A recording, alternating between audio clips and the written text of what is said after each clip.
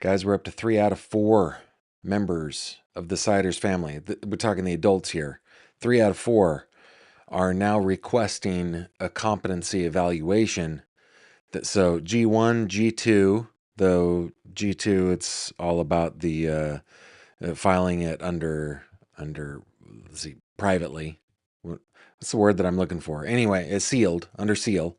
And then now Christina. But the thing about this latest court filing in Christina Siders' case is it gives us a look into what the conditions were that the children were in. This is beyond what Attorney General, Andy Wilson said, and beyond what Sheriff Ryan Cain said. This is what the attorney for Christina Siders said. So this, when I saw this, I thought, man, this is really an exciting filing, and we're going to go over it. Now, I have shared the 2 court filings that came out today over on Patreon. So if you are a patron of mine, that's one of your benefits, right? That you can get access to the direct files. Of course, if you're not a patron of mine, you can choose to become one, or just wait for this video because we're going to go through it. Don't even worry about it. You're going to be able to see it. So yeah, today we're going to go through the court docs, find out about these competency evaluations. Will Elizabeth's be next? That's my question. Speaking of questions, we've got 3 questions. We've got some headlines in the Celeste Rivas case and the Karen Reed case. In, oh my goodness, the Nolan Wells case. We've got some good news, some animal-related good news that just tickles me. But why don't we start off with the question of the day, shall we? Because we're going to get to 3 questions, but why don't we start off with the question of the day? And that question for you. Look, on this channel, you get homework. I'm sorry. You don't get to just sit back and be entertained. No, you got homework. The question of the day today is, what is something you still hope to learn someday? Maybe. You know what? I've noticed that most of us over on this channel are, Gen X or older. We tend to be. Not everybody, but are there things that you still want to learn? And that will lead us into our 3 questions a little bit later for sure. So definitely answer the question of the day over in the live chat and in the comments. And also, don't forget to tell me where you're tuning in from. I just absolutely love that. And without further ado, because we got 10 pounds of show that we got to put into 5 pounds. No, Gavin, start over. Javi, are you going to be able to edit that out in post? There's no post? Is that what? This is news to me. Okay, we got 10 pounds of content to put into a 5-pound show. Javi, go ahead and roll the intro. Here we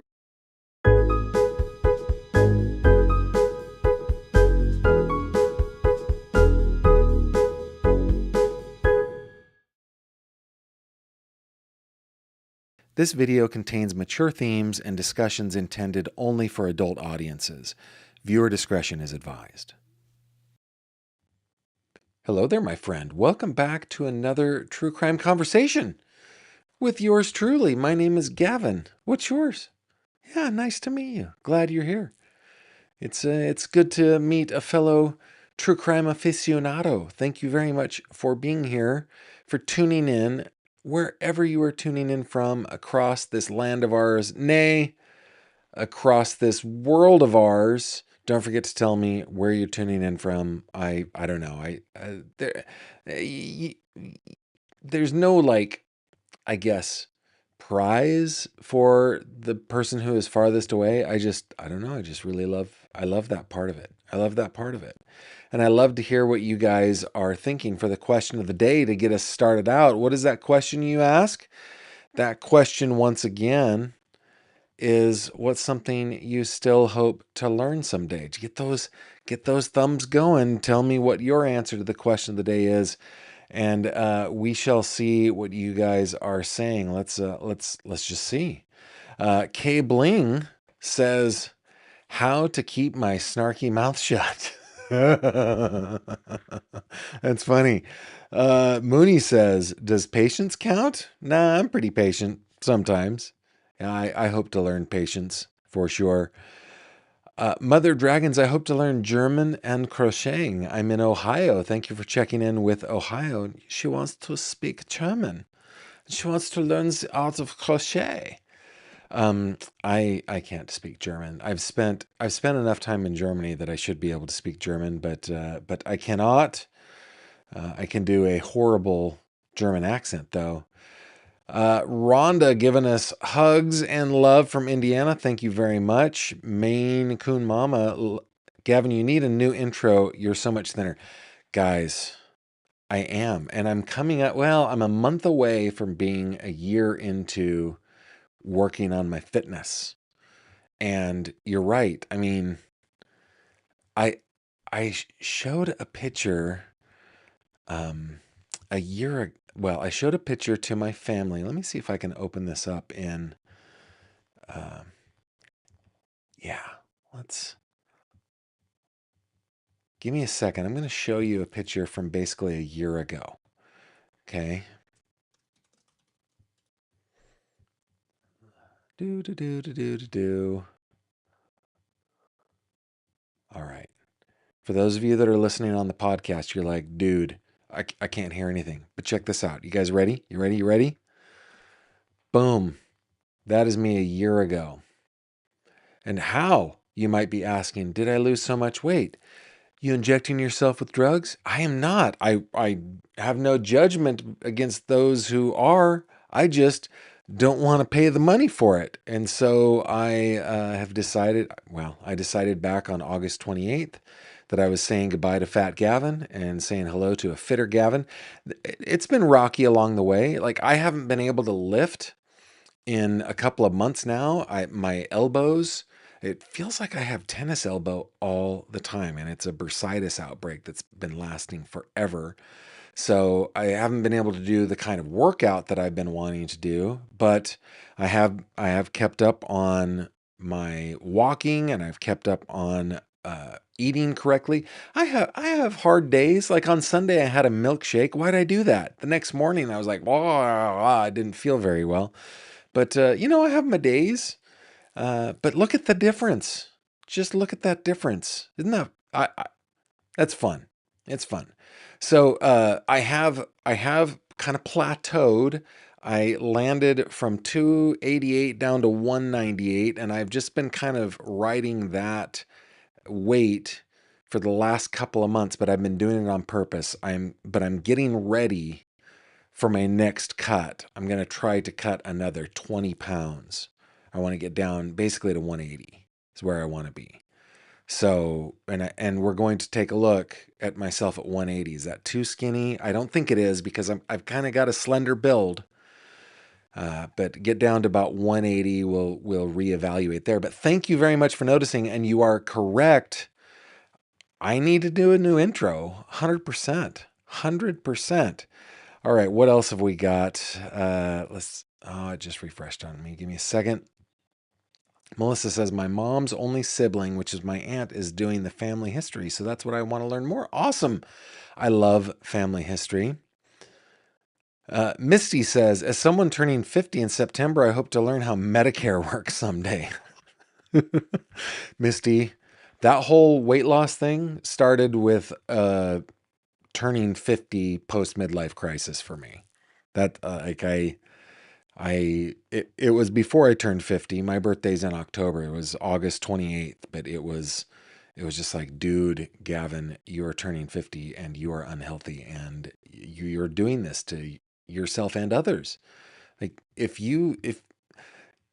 the likelihood of you dying young is probably low, you'll probably drag it out for 20 years, and who has to take care of you? Kimberly, that's who.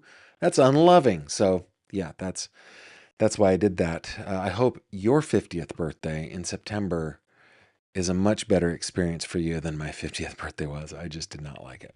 Tina May saying, learning total acceptance and forgiveness. It's been a work in progress my whole adult life. That is a tough one, but it is best for us when we do it Miku Miku Chan says, Ohio minority millennial here, currently working on a bachelor's in cybersecurity so I can go into cyber forensics, learning new things every day. Good on you, Miku Miku.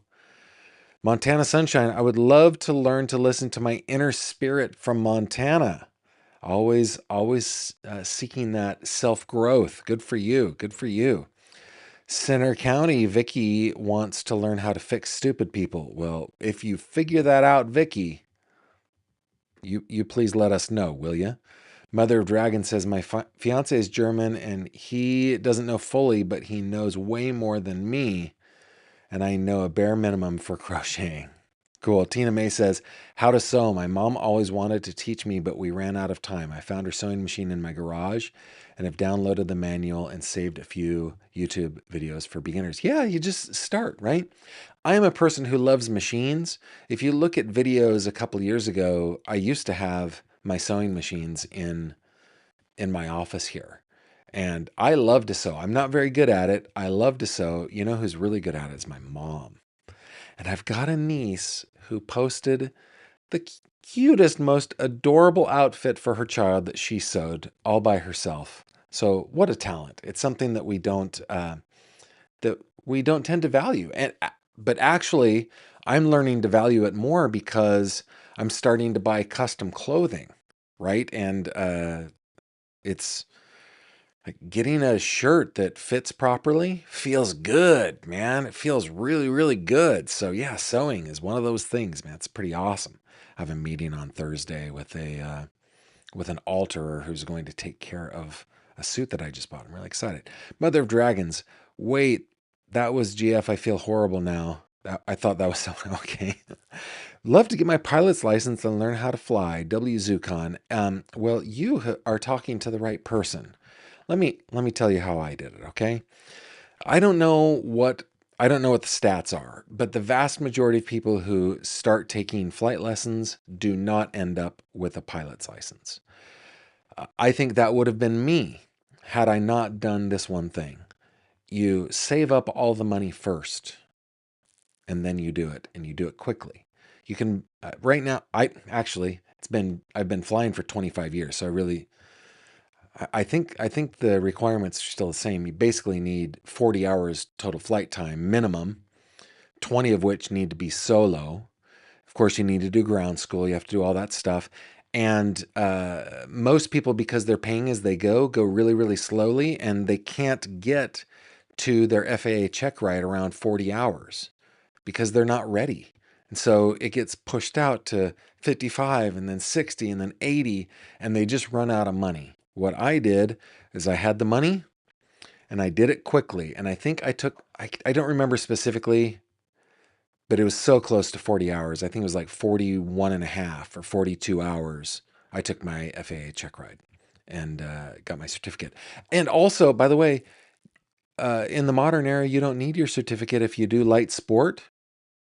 Think about that. You still should learn. Somebody should teach you, but you don't need to get your full certificate if you're flying light sport. Pretty cool. Linda Bear, I'd like to be fluent in Italian. I'm already fluent in Spanish. My mom was from Argentina. My dad was Italian. Linda Bear, I lived in Argentina as a lad and lived in an Italian colony for a little while too. So I will tell you that going from Spanish to Italian isn't as hard as you think it might be. I'm rooting for you. Let's see what we got. Miss Cubana giving me a good job, giving me attaboys. I take the attaboys. Thank you to K Bling. Possibly being your oldest fan, says Mary. At 87, I hope I never stop my quest to learn. I've always been into technology, but am behind the curve. Would love to continue learning more about computers. Good for you. Kentucky Grammys giving me another attaboy. Thank you very much. Rhonda, my face does look slimmer because it is way slimmer. I mean, honestly. Let's go back to this. Oh my goodness. Oh my goodness. Yes, indeed. I feel much better. That's the important part. New intro, but keep the song. Yes, I probably should. Archangel says, love the intro, but people may not know that's you. Northern Florida here, trying to stay on top of technology to keep up with the work I do. Good for you. Diane would love to learn her ancestry. That's always fun. Go to Family Search. It's free. Go to Family Search. It's free. It's put out there by the Church of Jesus Christ of Latter-day Saints, also known as the Mormons, the owners and purveyors of the largest genealogy database in the world. Companies like Ancestry.com and others use their work. Okay? I should say our work because I work on it. Go to Family Search, get yourself a free thing and start your family history. It is a lot of fun.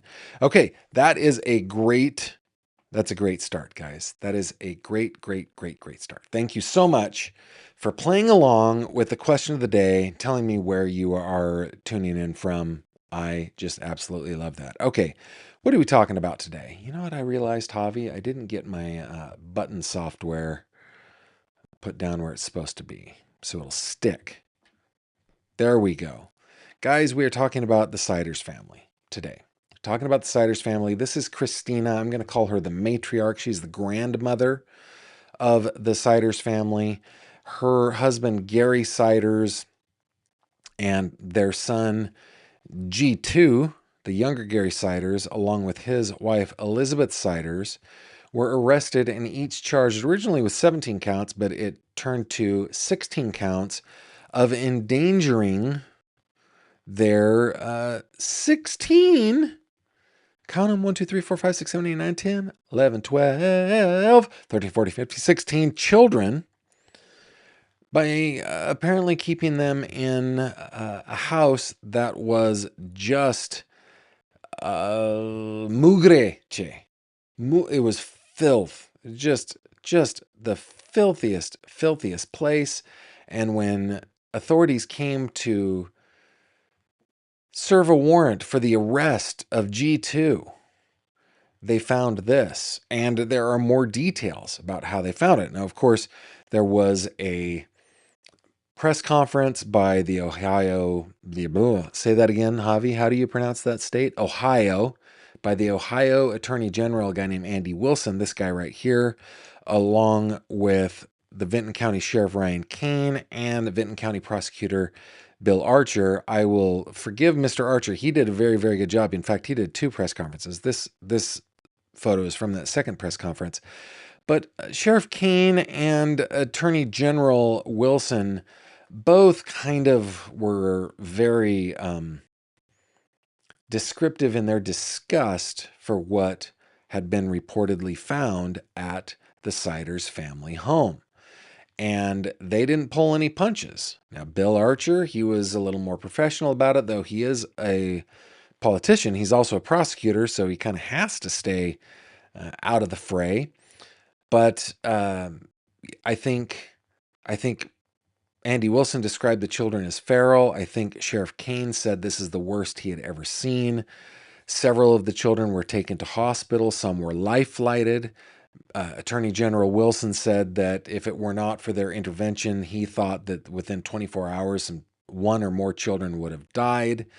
I mean, now, Defense Attorney Tommy Stoley, who is Elizabeth Siders' attorney, has pushed back on that. And I checked Elizabeth's docket today, haven't seen anything new. So Mr. Stoley's still out there talking.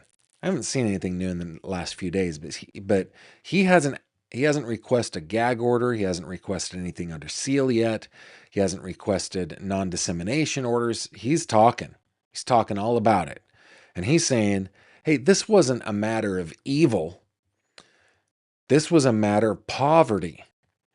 That these people didn't know any better. The culture of poverty was the driving force. Now, if you go over to my Facebook page, which is very active, and you look at some of the posts that I've posted about poverty, many people are like, poverty does not excuse what was found here. You can be poor and clean. And you can indeed. And I've talked about my experience specifically to Argentina, where friends of mine, people that I've loved now for, I came home from Argentina in 1997. We're coming up on 30 years, so more than 3 decades I've known some of these people that live uh, a, a poverty-stricken life, but are happy and healthy and clean. And you don't have to be in Argentina to be that. There are those here as well. But that's what Attorney Stoley is arguing, that this is a poverty thing, not a CA thing, like a purposeful evil CA thing. This is just poverty. And when I talk with my pal Elizabeth Jones, do I have a picture of Elizabeth? I feel like I should. There she is. Yeah. When I talk with my pal Elizabeth Jones from Hillbilly Crime, who comes on the show on Fridays, we like to do kind of a weekly download. You know what we've both been covering on Fridays. She points out rightly that in Appalachia, where I am, this kind of stuff, guys, we see it all the time. We see it all the time. And do we take children? Sometimes. And yesterday we talked at length about, the state of Ohio is, at least according to Bill Archer, working to permanently take away these children. Defense attorney Stoley says he is representing Elizabeth in the custody case, in the juvenile court case, the probate case, and she wants to be reunited with her children. Ohio is saying, we do not want these people anywhere near these children. So, there's just a lot going on here. But today we're going to be talking about the felony case against Christina Siders, and we're going to find out a little bit about how those, or the condition in which those children were found. And don't forget, later on, we're going to get into the Celeste Rivas case. We're going to get into some news surrounding Karen Reed and some news surrounding Nolan Wells. There's some stuff, plus some good news, and 3 questions. We're going to do some cool stuff today. But let's go over to the motions that were filed today. Shall we? Join me over here on Acrobat. Push the wrong button. There we go. Come on back, Gavin. Let's start with the first one, which is the motion for a competency evaluation. By my count, and you'll have to check my arithmetic on this, but that is 3 of the 4 Siders adults are now, through their attorneys, seeking an evaluation as to their competency to stand trial, right? Competency is basically they're asking the court, hey, are these people in their current condition as they are now able to stand trial? Do they understand what's happening? And are they able to aid in their own defense? Those are the 2 main questions, right? A third thing that is happening is over in the G1 case, they're actually doing a mental health, like an insanity evaluation. Now that's an affirmative defense, right? That's a defense saying, hey, my client is innocent because he is legally insane. And that shifts the burden, right? It shifts the burden from the prosecution to show the components of the crime. It shifts it over to the defense to show, hey, my client may be guilty of these things, but he is legally insane, therefore not responsible, and they have to prove that. So that's extremely interesting. But let's stick with competency for now in the Christina Siders case. This was filed this morning at 11:31 a.m. in the state of Ohio v. Christina Siders before Judge Lena Featherhoff Rogers, the motion for competency evaluation. Defendant by and through counsel and pursuant to revised code 2945.37b hereby raises the issue of her competence to stand trial. Counsel has reason to believe that defendant is unable to fully comprehend the proceedings in this court and is unable to assist counsel in the preparation and defense of this case. Defendant moves this court to order the defendant undergo a competency evaluation to determine if defendant has the capacity to stand trial, and upon receipt of the evaluation report, set a hearing to determine competency, and a proposed order is provided. And then the proposed order was not attached, but I imagine that it was sent in, and we will see if Judge Rogers will indeed sign off on that order for competency. We're still waiting. Well, in G1's case, the elder Gary Siders, I believe the order has been filed. I think. Don't hold me to that one. I'm not sure. In G2's case, the motion for competency has not been filed yet, but a motion for leave to file under seal has. And in that motion to file under seal, it is said we want to file a motion for competency.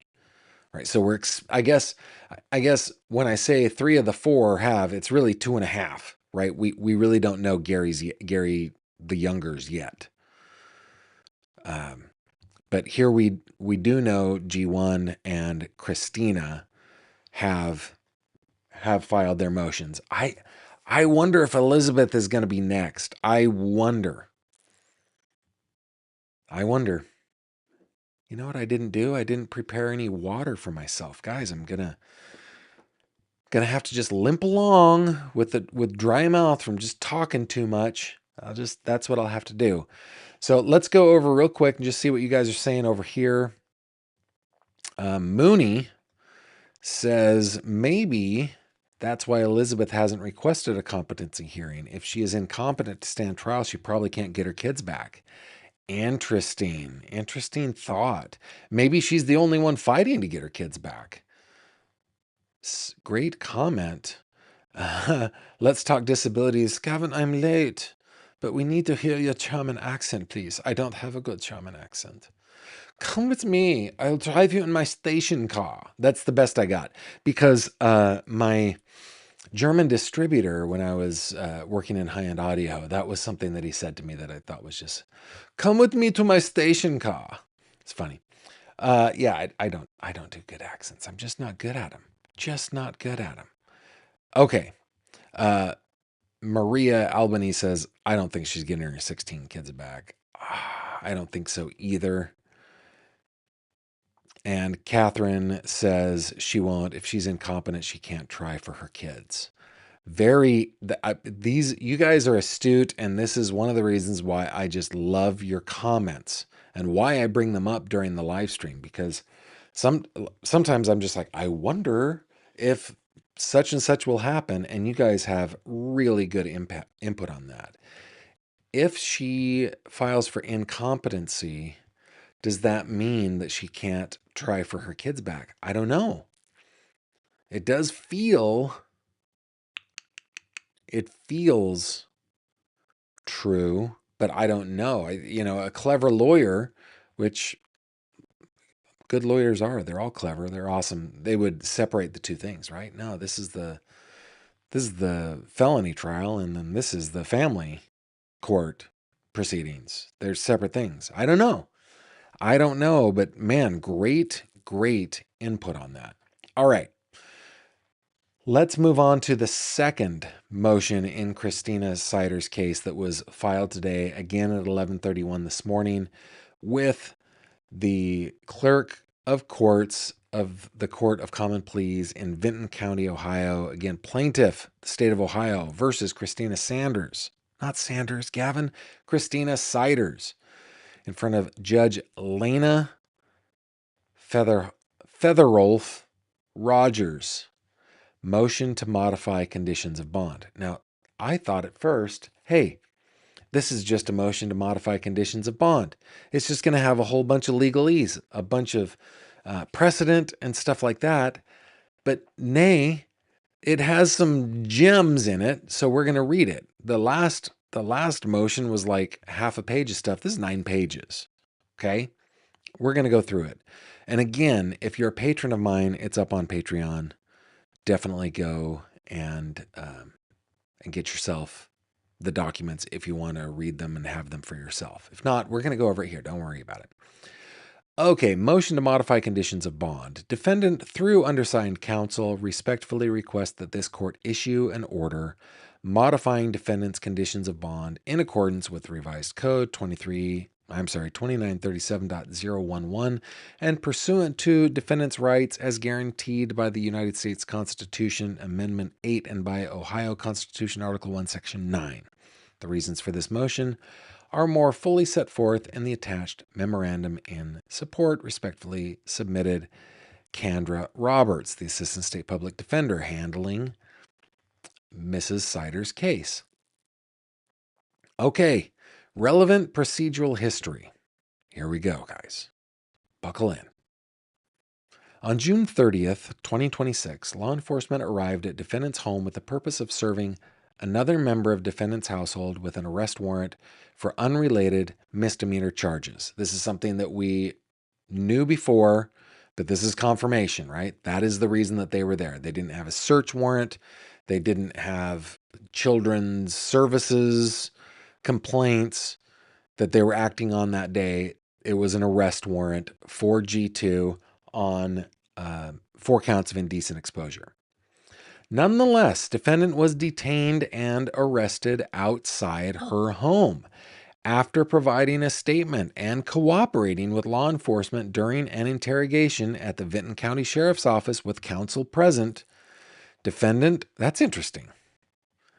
She did an interrogation with counsel. Not sure who that counsel was, but we'll keep going. Defendant was ultimately charged by complaint with 1 charge of endangering children, a second-degree felony for each of her 16 grandchildren who had been residing with their parents in defendant's rented home.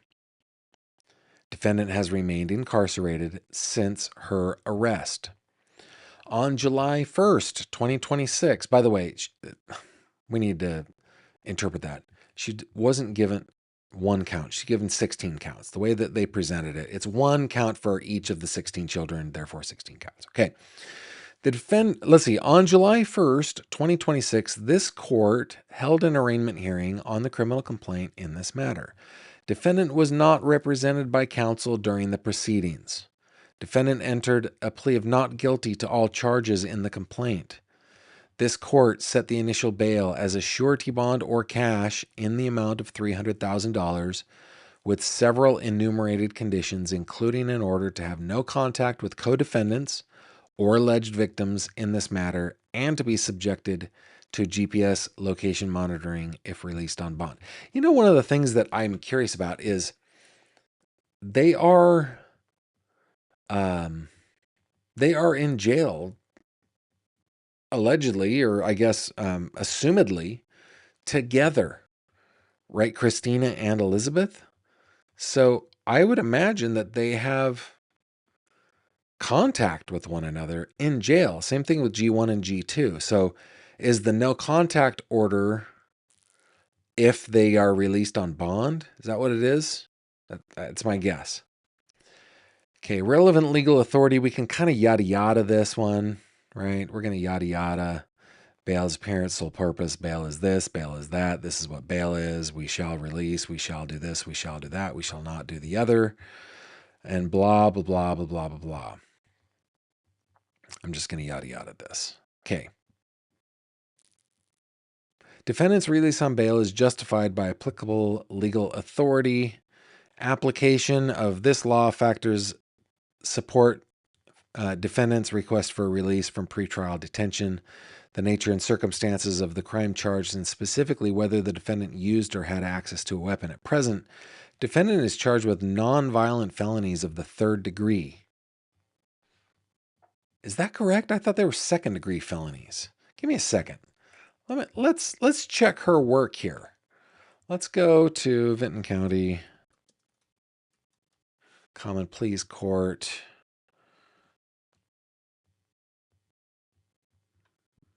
I can show you this since we're doing it here.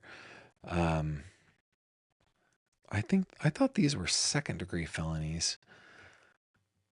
Let's just take a look real quick. The charges Yeah, second degree. So I don't know why these are nonviolent felonies of the third degree, because they're second degree. They may be nonviolent, but they are second degree felonies.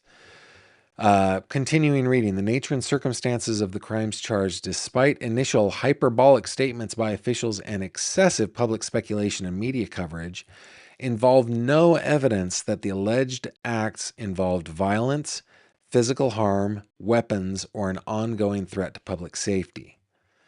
The available facts indicate that the charges pertain to allegations that defendant, along with her husband, permitted her son, her daughter-in-law, and their children to reside in her home.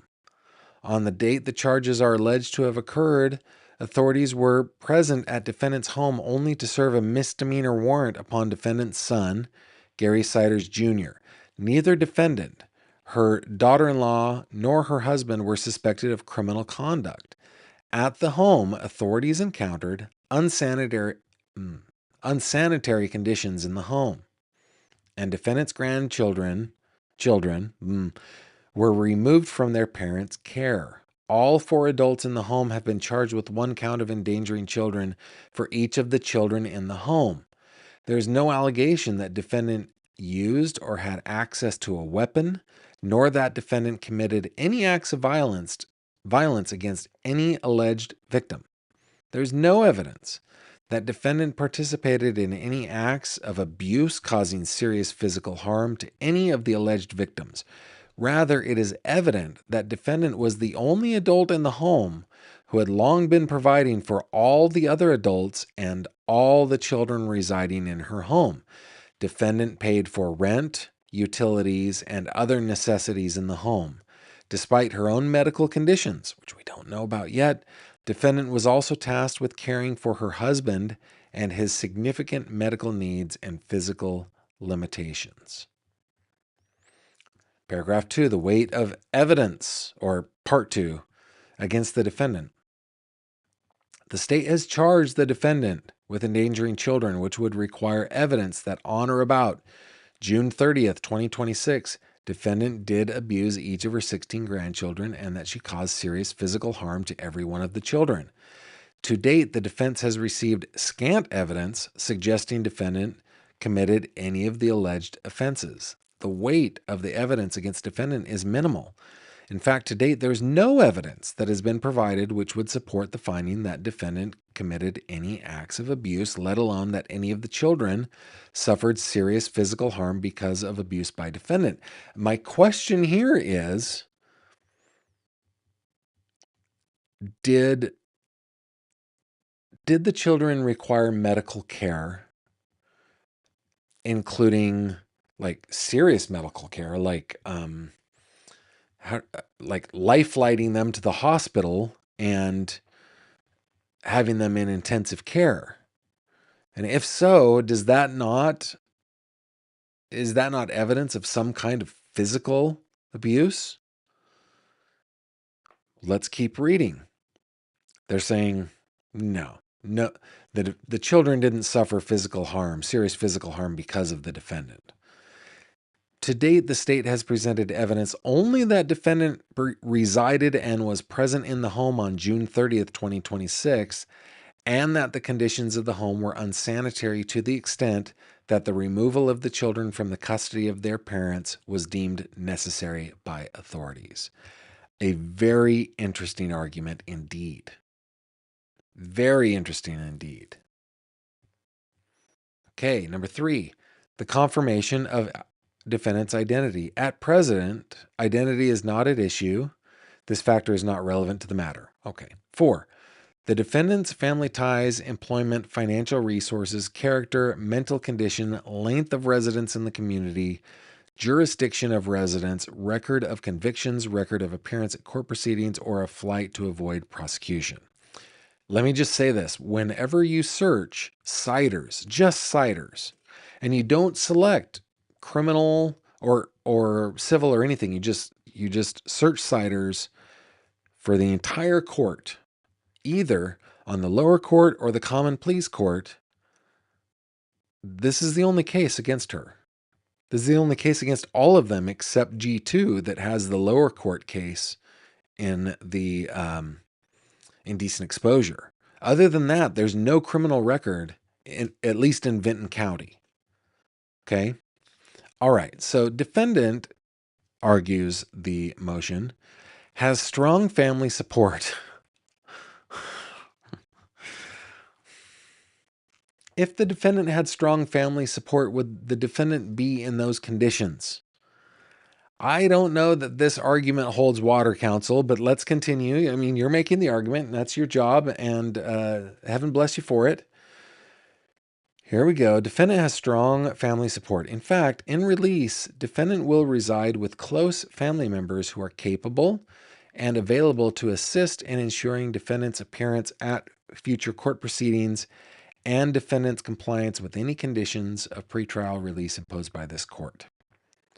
Defendant's financial resources are limited as demonstrated by her indigent status. Indigent meaning cannot pay for an attorney. Therefore, the public defender's office is the office representing her. As such, she has no resources or access to means which would make her a significant risk of flight to avoid prosecution. Defendant has resided in southeastern Ohio all her life. Defendant has no family or other connections outside of the area.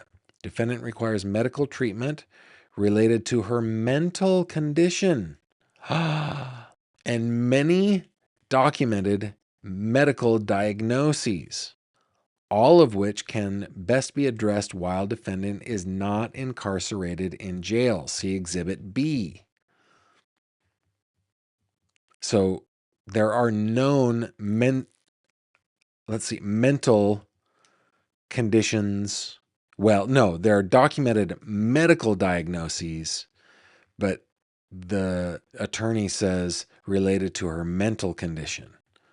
So I connected those two things in my mind, but those two things are not necessarily connected. They might be. Defense Exhibit B. Okay, 66 years old. Defendant has no record of criminal convictions whatsoever. Thus, she has no record whatsoever of failing to appear in court proceedings. The current matter is defendant's sole experience with encountering law enforcement. Defendant immediately and voluntarily cooperated fully with authorities on the date of her arrest, indicating a willingness and ability to abide by any conditions of pretrial release imposed. If that is true, and if she has medical conditions and mental conditions, I'm not opposed to them getting out on bond, on a reasonable bond. I'm not opposed to it, as if my opinion matters. But okay, number 5, whether the defendant is on probation, a community control sanction, parole, post-release control, bail, or under a court protection order. As defendant has no criminal history whatsoever, it follows that defendant has never been placed under court supervision, on probation, community control, parole, post-release control, or bail. Likewise, defendant has never been subjected to a court protection order. At defendant's arraignment, this court ordered defendant to have no contact with co-defendant or alleged victims. Defendant has fully abided by the no contact order. I guess that answers my question from before. I don't know how they don't have contact in jail, but okay. 6, the considerations required under Ohio Constitution, Article 1, Section 9. Excuse me. Okay, Article 1, Section 9, Ohio Constitution provides when determining the amount of bail, the court shall consider public safety, including the seriousness of the offense and a person's criminal record, the likelihood a person will return to court, and any other factor the General Assembly may prescribe. The constitutional right to be admitted to reasonable bail cannot be disregarded. So in conclusion, none of the statutory, argues the lawyer, none of the statutory or constitutional factors relevant to this court's consideration of defendant's request that she be released on bail weigh in the state's favor. Rather, each and every factor weighs heavily in defendant's favor. Defendant poses no threat to the public. Defendant is not a flight risk. Defendant's lack of criminal history age, medical concerns, family support, attorney-client relationship, and condition that she will be placed on GPS monitoring in release all demonstrate that she is not a flight risk and that she will appear in all future court appearances. Pursuant to applicable legal authority, this court is required to set bail that is least costly to defendant under the least restrictive conditions. Given the authority and facts provided herein, defendant does not present a risk of flight or risk to the public whatsoever. Thus, to protect defendant's constitutional right to non-excessive bail, this defendant hereby requests this court issue an order permitting defendants released on bond on her own recognizance. It's a recognizance request. Defendant fully accepts any additional conditions set by this court limiting her freedom of movement or communication. Respectfully submitted, Kendra Roberts from the Office of the Ohio Public Defender. Notice we do not have Exhibit A nor B. Exhibit A was, let's see, family members who are capable of helping her. And Exhibit B had to do with her mental condition and many documented medical diagnoses. I think those are appropriately not public. So, what do we learn? She has mental conditions alleged by her lawyer. She has documented, at least alleged by her lawyer, medical conditions. She has a family member that she can stay with and still have no contact with her husband or the other co-defendants or the victims in this case, that she wants to be released on her own recognizance. That is what we learned here. We also learned, according to the lawyer, that there was never any physical CA. Of course, my question still stands. Allowing people to live in those conditions, is that not abuse enough? Especially if those kiddos had to be life flighted to the hospital and were in some sort of elevated condition, a critical condition or something like that. Does that not count? For me, it does. For me, it does for sure. It's like, it's almost what my parents would call a sin of omission, not a sin of commission, right? This would be a crime of omission. If we take the lawyer's word for it. I need to remember, this is Ms. Roberts. If we take Ms. Roberts' word for it, right? This is a crime of, well, she's saying that there's no crime at all. But for me, that is le bunco. Let's see what you guys are saying over in the live chat. Mischievous Dragon says, I wonder the age of the most competent of the 20 siders. Black Widow, just put on a tune and get water. I'm okay for now. I'm okay. We're going to be all right. I will limp along. Penguin says, apparently Elizabeth kept a good house until 4 or 5 years ago.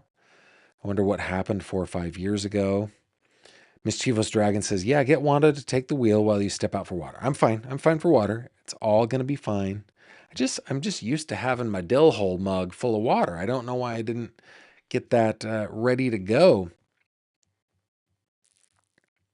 It says without counsel present. Oh, let me go back to that. It said without counsel present in the arraignment, but did I read it as with and it was without? Oh, it was an interrogation without. You're right. An interrogation, during an interrogation in Vinton County Sheriff's Office without counsel present. You are correct. That is definitely different than what I said before. That is without counsel present. Guys, listen to me. Becky Johnson, well done, first of all. And number two, don't ever do that, okay? Let criminals do that. But the rest of us, don't talk to police. Always avail yourself of your rights to remain silent and to have an attorney present, okay? Just always do that.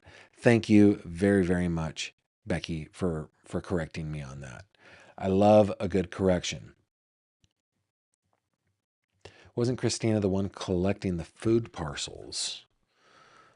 I don't know. Without counsel present, says Mooney, thank you very much.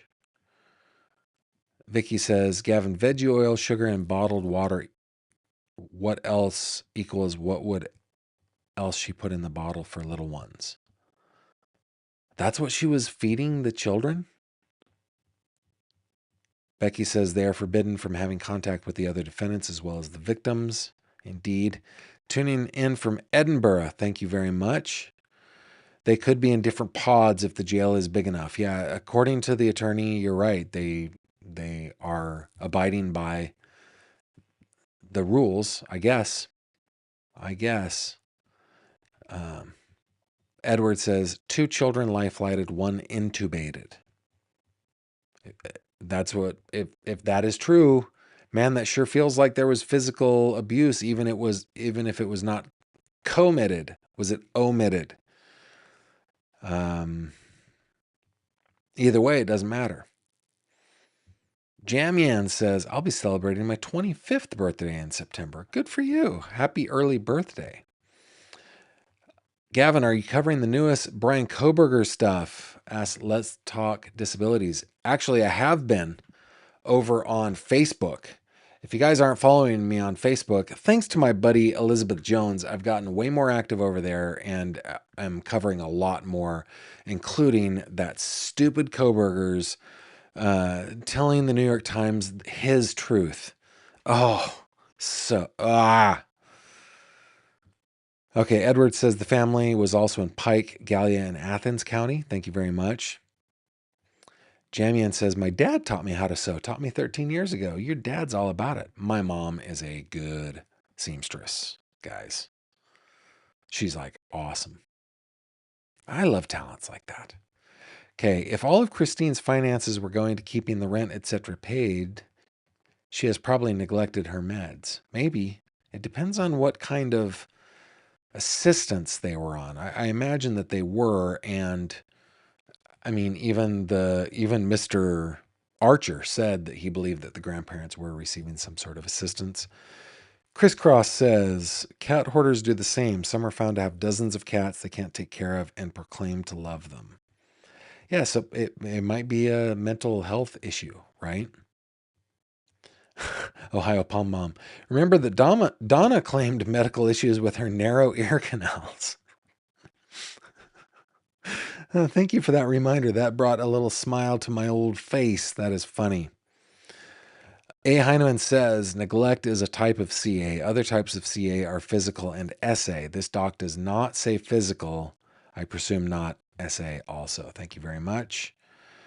And yes, I imagine that's what she was mixing together to put in their bottles. Sugar, oil, and water. Antis says, maybe her husband had his stroke 4 or 5 years ago. Maybe that's when the hoarding and cleanliness became an issue for her. Perhaps, I'm not sure about that. Crisscross says, newest I heard was G2 was addicted to scratch lottery tickets. Yeah, I call the lottery a poverty tax, and it really is. It's, if you're living in conditions like this, man, yeah, you hope for something more. You hope for an easy way to get there, and it is tempting, very, very tempting. And it would not surprise me at all if the younger Siders man was addicted to that kind of stuff, spending their money on that. I don't know. I still think, I know there's been no mention of it in any documents, so this is just my speculation, but there's got to be some sort of substance dependency issue here. There's got to be. It could be alcohol. It could be prescription drugs. It could be illicit drugs. But there's got to be some kind of issue, like dependence here. I don't know. But that's what we got on the case tonight, guys. And we will keep our eye on the case because is quite a case, right? And I am posting pretty much, I'm posting several times throughout the day over on Facebook where you guys can kind of check in. But even on the Siders case, I'm posting a lot of stuff there. So head on over to Facebook. If you're there, you're invited to follow me there.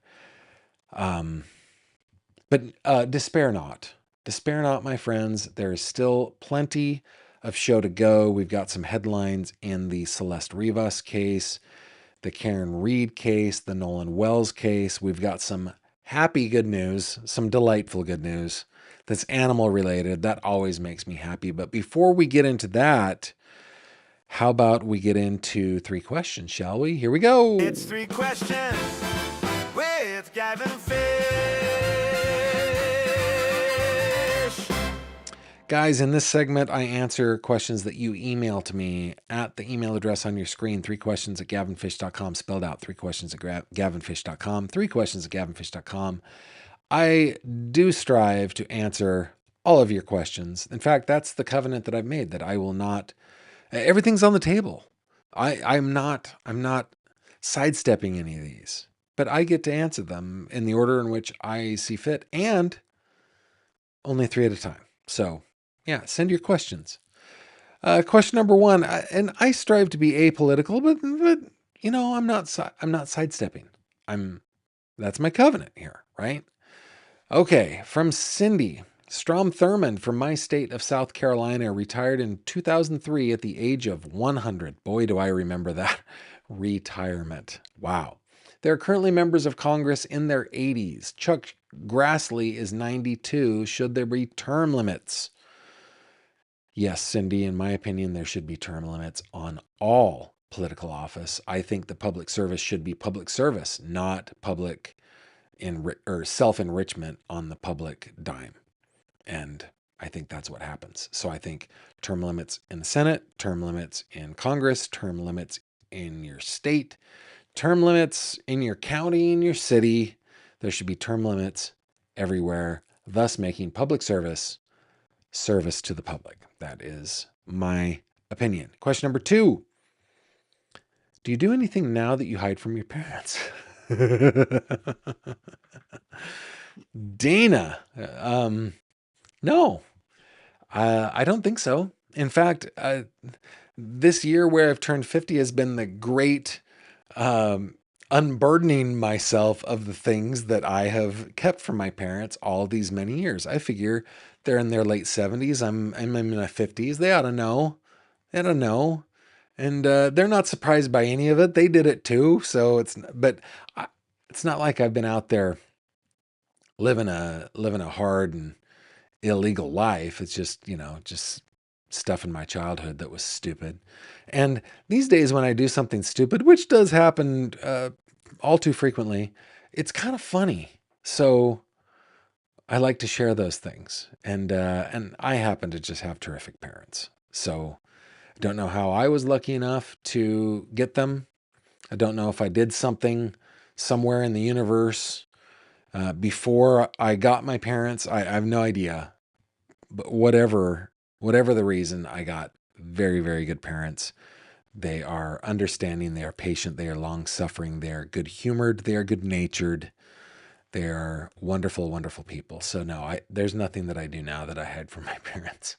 I wonder if I did something now to hide from my parents, what would it be? What could I do that I wouldn't tell my parents? I don't think there's anything. No. Question number 3. And by the way, I love questions where you guys can play along. So if there's stuff that, give me some ideas. If there's stuff that you are hiding from your parents that you're doing, maybe give me ideas. Maybe it'd be fun. Question number 3, final question of the day. How do you incorporate new learning or skills into your daily routine? I don't know that I do purposefully incorporate new learning or skills into my daily routine. It's not like I have a list and on that list it's learn a new skill. I will say that I am a curious person. And so I think I do learn new things, certainly at a slower rate than I did when I was younger. But let me give you an example of what I did today. I have a Stream Deck. I don't know if there's enough slack that I can show you. Yeah, I can. I have a Stream Deck that has all of the cases that we're currently covering. The one that is highlighted is the one that we're working on today, right? And what I do for about an hour before we start is I go through each and every one of those cases and I do a search to see if I can find any new news, just to know what's going on, right? Well, in today's age, that's stupid.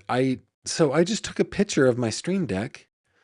I gave it to my agentic AI and said, look at reputable news sources, see if there's anything new in these cases on the screen. And like in 15 seconds, I had everything, links, the whole shebang. I didn't have to do anything. So that was a new skill that I learned today. My agent, after the show tonight, my agentic AI, call him Dennis.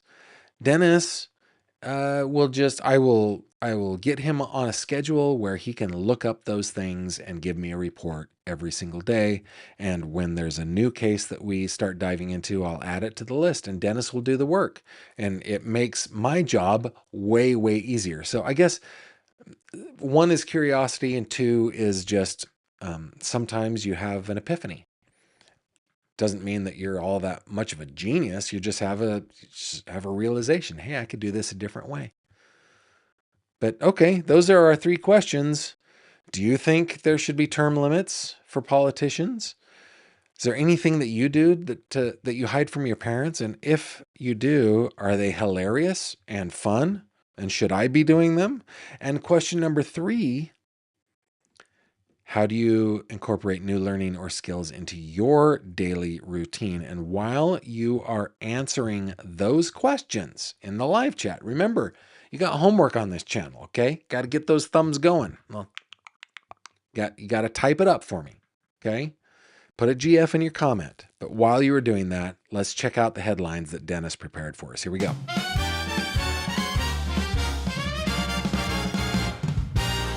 True crime headlines. Okie dokie, guys. Let's start with Nolan Wells, okay? Come on over with me back to Acrobat. This from ABC News. This was published today. New audio documents released in Nolan Wells' investigation captures a frantic call for help from the teenager's friends as their boat took on water just hours before he disappeared. Witnesses told investigators that 18-year-old Nolan Wells had been drinking heavily with friends on Horn Island in Mississippi. Oh, that was just, sorry, that first paragraph looks like it was a caption. Let's start again. The headline is, Witnesses told authorities Nolan Wells had heavy alcohol intake. Okay, witnesses told investigators that 18-year-old Nolan Wells had been drinking heavily with friends on Horn Island in Mississippi, according to a document with preliminary information from the Mississippi Department of Marine Resources.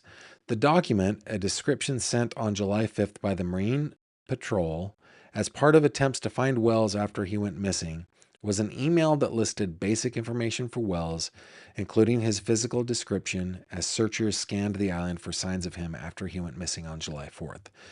Wells, of course, was found dead on July 6th, and his cause of death is not known. The official autopsy report from the state medical examiner's office and the toxicology tests are still pending. A private autopsy commissioned by Wells' family preliminarily ruled his cause and manner of death as undetermined pending investigation. Authorities said they suspect Wells drowned. So this, I mean, I think we kind of knew this, but there is at least some documentation. And guys, I know that kids will be kids, but kids don't have to be full on stupid kids. You're out in the Gulf. You're on a boat, you're on an island, and I get it, you're partying and stuff like that. And I also get it that this is coming from a guy who's never had a drink, never purposefully put old alcohol down the old gullet, right? So maybe I'm a little too goody two shoes for this one, but I've never felt the need to drink in order to have a good time. ever. Never felt that. Um, I am a riot. I am a good time, completely sober. And if you're a young person, please just listen to me. Don't go out doing stupid things. Don't drink heavily on an island or on a boat in the middle of nowhere with other stupid, albeit probably attractive and young people. Don't do those things. Don't be that person. Because this kind of stuff doesn't happen to the sober one. Okay? This stuff does not happen to the sober one. This stuff happens to the people around them, the ones that are less sloshed. And no judgment. I mean, kids are stupid, and it's what they are. I'm just pleading for for the children of the future. Don't do stupid stuff. Okay? Do your best to be wise. Try to latch on to wisdom while you are young. Don't do those things. Oh, I'm so sad for this family. Oh, okay. Over to the Karen Reed.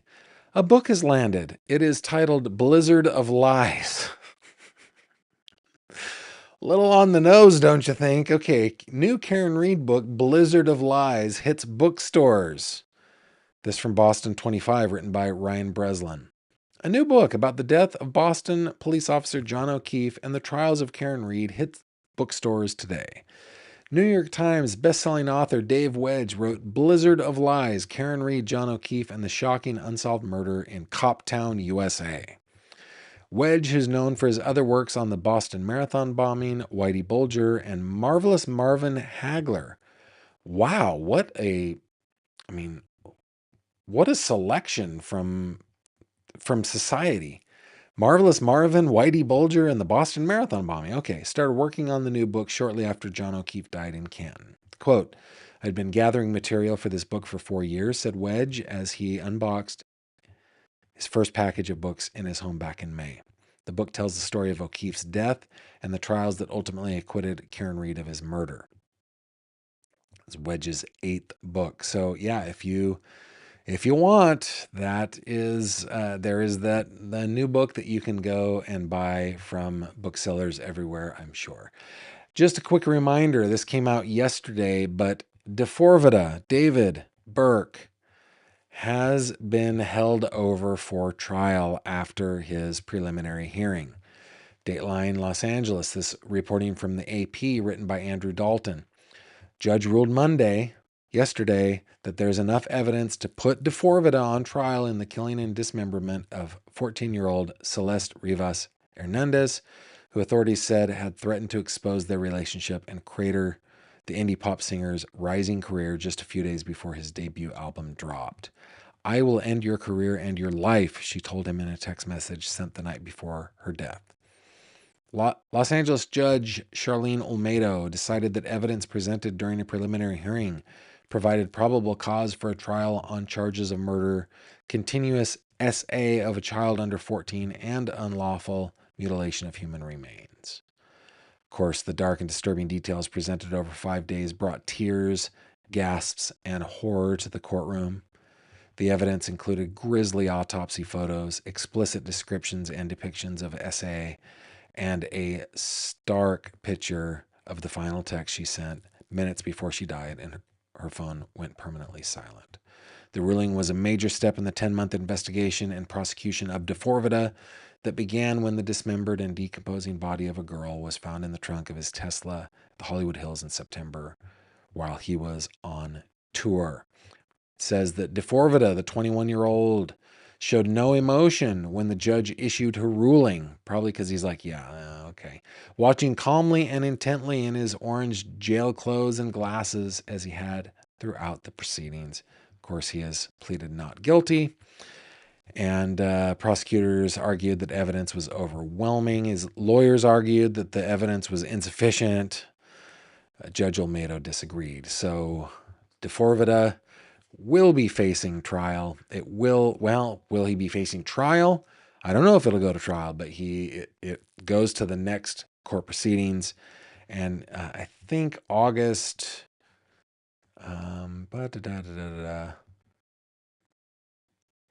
Was it August 27th is the next hearing? I can't remember, but we will keep on it. Okay. Now, Wanda,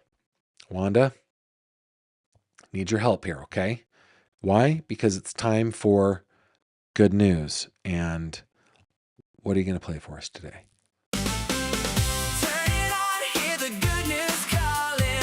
Bright blue skies and the rain stops falling. Everybody singing, everybody moves. Nothing feels better than good news. Hands up high. Oh my goodness, we're doing the extended cut. Little bit of hope and a brand new spirit. All night long we got nothing to lose. Dancing to the sound of good news. Wanda, that is high quality audio right there. That was a terrific performance. Thank you very much for that. And thank you for cleansing our palates of all the bad stuff, the gunk and the gook. And we get to get into some good news. This one is short, but delightful. Coming to us from the UP. Florida police chase down loose emu wandering Dade City.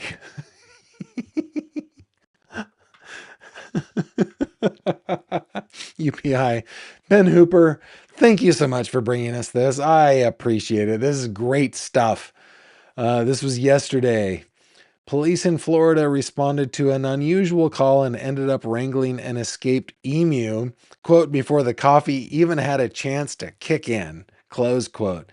The Dade City Police Department said on social media that officers responded to a morning call about a loose emu that decided it was the perfect day for a stroll around town. Quote, before the coffee even had a chance to kick in, dispatch sent us on an emu hunt, the Post said. The officers were able to capture the emu without any injuries to humans or birds. Quote, we trained for a lot of things, but chasing an emu wasn't in the academy curriculum, the police wrote. The Post included photos of the Australian bird taking a ride in the back of the police cruiser. Let's go check that out. Let's see. Oh, lovely. Here we go. Let's see some pictures. Oh, we got a police officer with an emu on a leash next to the railroad tracks. Terrific. We have another one. It's not really a leash. It's one of those pole kind of things. Oh, that's good stuff. And that looks like a young police officer handling this emu with care. Got the emu hanging out in the back seat of the cruiser. I'll just hang out down here. Not cuffed, by the way. Not cuffed. And that is delightful. And those guys, what are they? Those are your headlines.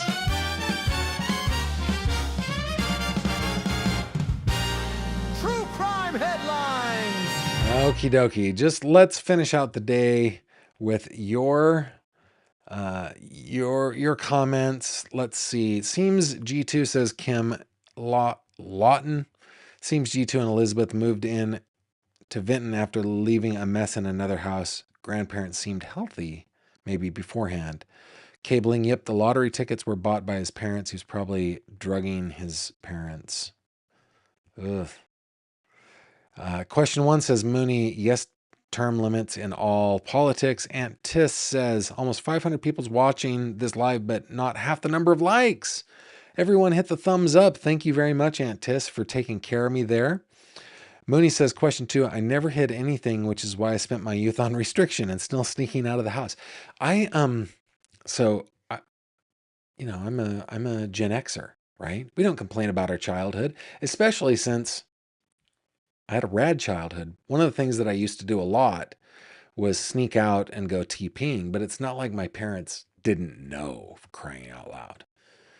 And I'm looking forward to next month when Kimberly and I are going on a trip with a couple of friends of mine. One of those friends was the frequent target of my toilet papering antics. Let's see. Oh, Cold Aquarius says, I hide my politics from my parents. I wish my parents would hide their politics from me. Cold Aquarius, yes to term limits. Just Ducky says, I just plain hide from my parents. They both have dementia and sometimes I need some peace. Well, good for you. Yeah, take a break every once in a while. But take care of those folks. Lanny Fisk says, yes to term limits. My parents are no longer living, and I read current events every morning with breakfast. Yeah, I was taught current events. That is something that I do all the time, too. Just I like going to real clear politics because it's it gives you links to both perspectives, both left and right perspectives on political things, and I like to read both sides. So that's what I do for my current events. I also go to SCOTUS blog every day. Lanny asking, how did DeForvita figure he would get away with it? Because he's a moron. Grade A. Moron. Chris Cross says, still wonder how no one else around him had no idea. I think they did. Becky said, I bet DeForvita is watching BK shenanigans and taking notes. Could be. Melissa is saying, awesome job, Wanda, on the extended cut of the good news track today. Good job. Becky says, Gavin using close quote is evidence of a good English language education. That's funny. Melissa says, those police everywhere have to run down a lot of different animals. Yeah, it's lots. I remember one time coming down Route 8 in Western Pennsylvania, going like 75 miles an hour and coming up on a herd of goats. Like, I can't believe I didn't hit one of them. There was just this giant herd of goats. And I called 911 and they answered, 911, what is your emergency other than goats? I'm not even making that up. It's hilarious. Rhonda saying, listening and making tater tot casserole with the grandsons. Awesome. Robin says, those emus do not play. They can kick your butt. Those big old birds. And my cat Luca, says Cynthia in Italy, TP's my apartment. Oh, Luca, you naughty, naughty feline. Our cats, the Haynes sisters, Betty and Judy Haynes, are extremely grateful right now because over the weekend we had company who brought their cat with them, and they're always welcome to bring their cat with them. But my cats don't get along all that much with their cat. And so my cats are pretty happy right now that they get their house back. Guys, thank you so much for spending a little time with me tonight. Thanks for all of you on the rewatch crew. Thank you for sticking all the way to the end. If you're watching on Spotify, thank you for that. My goodness, does that help me so much. And thank you for all the stuff on Patreon, the memberships, the super chats, the PayPals, the Venmos. Thank you for everything. You guys are the best. You're just the absolute best. And I will see you tomorrow at 6 p.m. Eastern Time right here on this channel. And until then, I bid you adieu. And until then, please take care of yourselves. Have a good night.